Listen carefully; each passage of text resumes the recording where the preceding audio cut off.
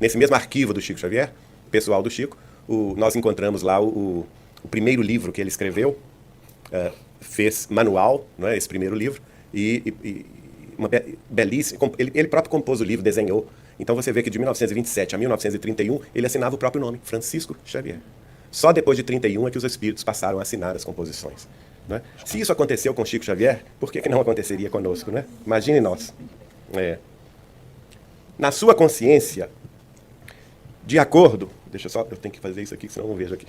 De acordo com a lei do campo mental, que especifica obrigações para cada ser, guindado à luz da razão, se tortura o médium, perguntando se não deve interromper o chamado desenvolvimento mediúnico, já que não consegue discernir das ideias que lhe pertencem, das ideias que pertencem a outrem,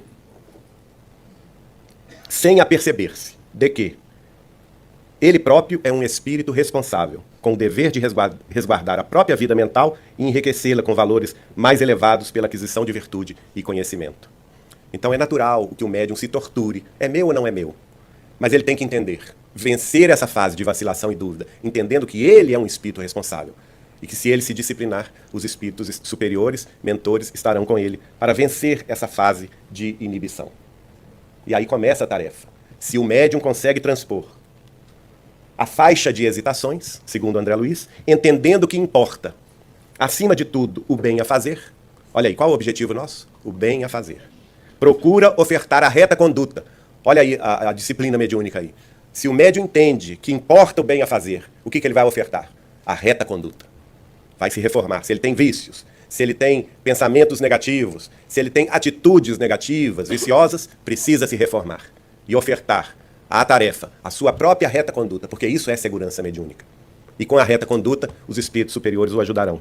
No reflexo condicionado da prece, quer dizer, não se esquecer jamais da oração, da prece, dirigida à espiritualidade superior, e então passa ele a ser objeto da confiança dos benfeitores espirituais desencarnados, que lhe aproveitam as capacidades no amparo aos semelhantes, dentro do qual assimila o amparo a si mesmo.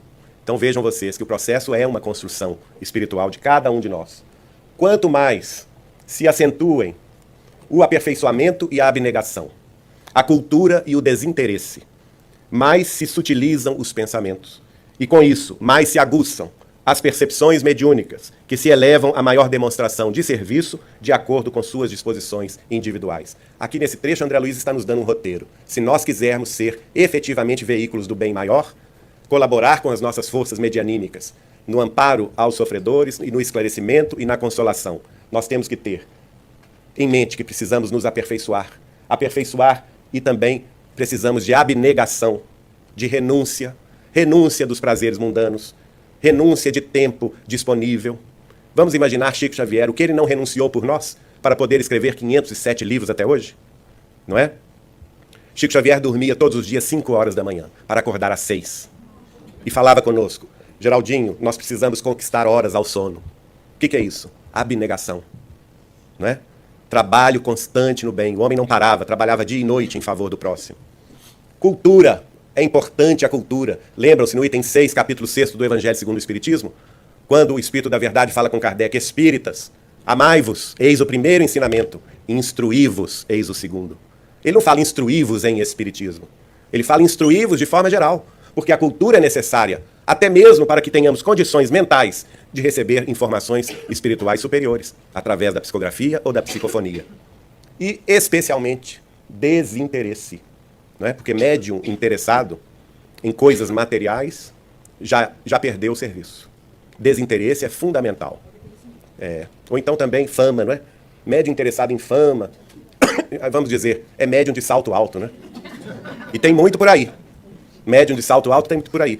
É por isso até que nós publicamos um livro muito interessante de cartas do Chico Xavier, dirigidas ao Carlos Bacelli e à Márcia Bacelli, que eram amigos íntimos dele lá em Uberaba. E esse livro chama-se Chico Xavier, o médium dos pés descalços.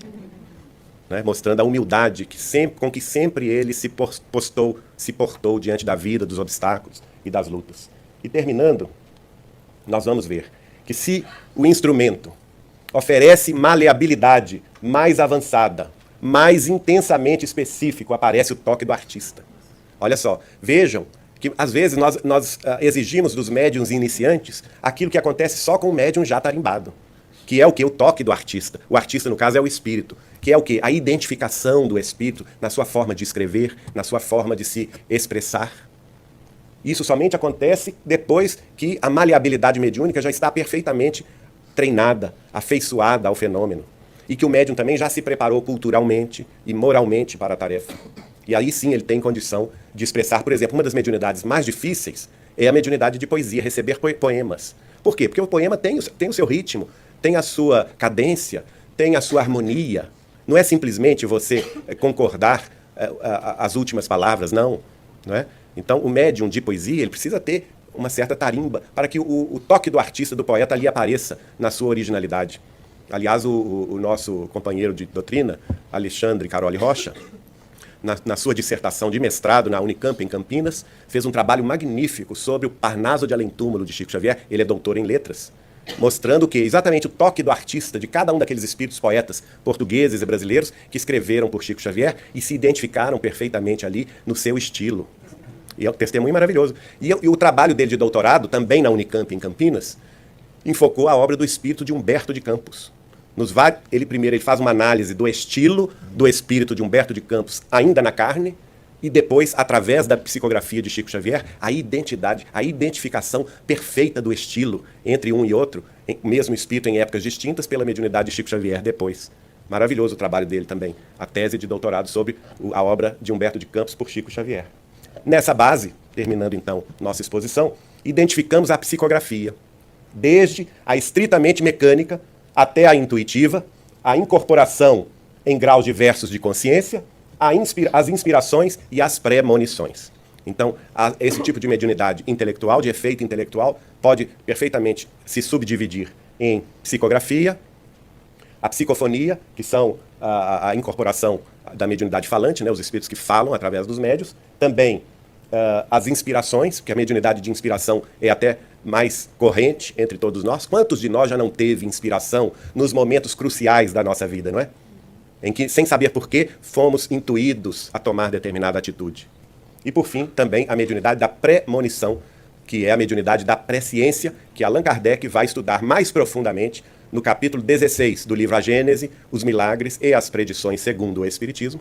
O próprio Kardec vai dar título a esse capítulo de teoria da presciência, que é a mediunidade de premonição, de previsão do futuro, que é mais rara ainda e tem determinadas pré-condições necessárias para que se estabeleça. E a principal delas é o quê? É necessário que o médium ou o espírito comunicante sejam suficientemente espiritualizados, ou por outra, sejam evidentemente desmaterializados para poderem visualizar o futuro. Aliás, sobre isso, o Marco Paulo também vai discorrer nesse livro que trouxemos aqui, de nossa edição, Apocalipse segundo o Espiritismo. Nós agradecemos aí a colaboração de todos.